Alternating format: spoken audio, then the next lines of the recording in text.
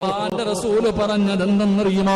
ആരെങ്കിലും എന്റെ ഖബർ സിയാറത്ത് ചെയ്താൽ മദീനത്ത് പച്ചക്കുപ്പയുടെ മടിത്തട്ടിൽ കിടന്നുറങ്ങുന്ന ലോകത്തിന്റെ നേതാവിന്റെ റൗളാ ശരീഫിന്റെ മുറ്റത്ത് ചെന്നിട്ട് അസ്സലാത്തു വസ്സലാമു അലൈക യാ സയ്യിദി യാ റസൂലല്ലാഹ്,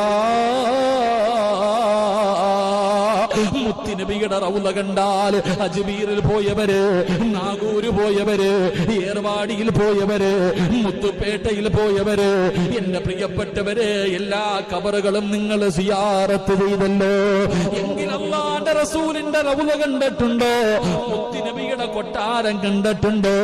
എന്റെ പ്രിയപ്പെട്ടവരെ, ആരെങ്കിലും അല്ലാഹുവിന്റെ റസൂലിന്റെ റൗള കണ്ടാല് നബിയുടെ ഖബർ സിയാറത്ത് ചെയ്ത റസൂലുള്ളാഹ് പറയുകയാ, വജബതു ലഹു ശഫാഅതി.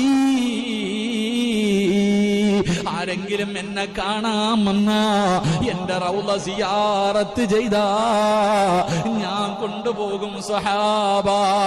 അല്ലാഹുവിന്റെ റസൂലാ പറയുന്നത്, ആരെങ്കിലും എന്നെ വന്ന് കണ്ടാൽ, എന്റെ മദീനത്ത് വന്ന് എന്നെ സിയാറത്ത് ചെയ്താ ഞാൻ കൊണ്ടുപോകും സഹാബ.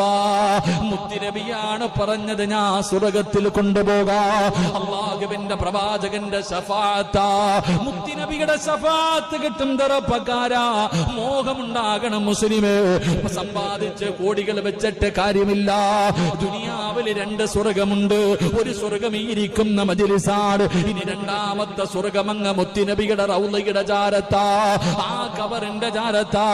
അവിടെ പോയിരുന്നെന്ന് 2 റക്അത്ത് നിസ്കരിക്കുന്നത് അല്ലാഹുവേ ഭൂമിയിലെ സ്വർഗമെന്ന് മുത്തുനബി പഠിപ്പിച്ചു തന്ന സ്ഥലമാ. അതുകൊണ്ടാ പറഞ്ഞത്, മക്കത്ത് പോകണം, മദീനത്ത് പോകണം. ചിലരുടെ ജീവിതത്തിലെ ഏറ്റവും വലിയ മോഹമതാണ്. അതിനുവേണ്ടി ജീവിച്ചവരുണ്ടല്ലോ, അതിനുവേണ്ടി ജീവിച്ചവരുണ്ടല്ലോ. എന്റെ പ്രിയപ്പെട്ടവരെ, മദീനയെ സ്നേഹിക്കണം.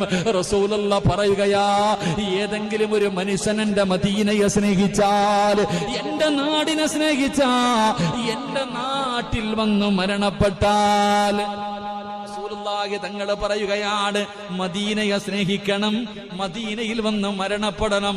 അല്ലാഹുവേ, ഒരാറടി മണ്ണ് തരണേ അല്ലാ.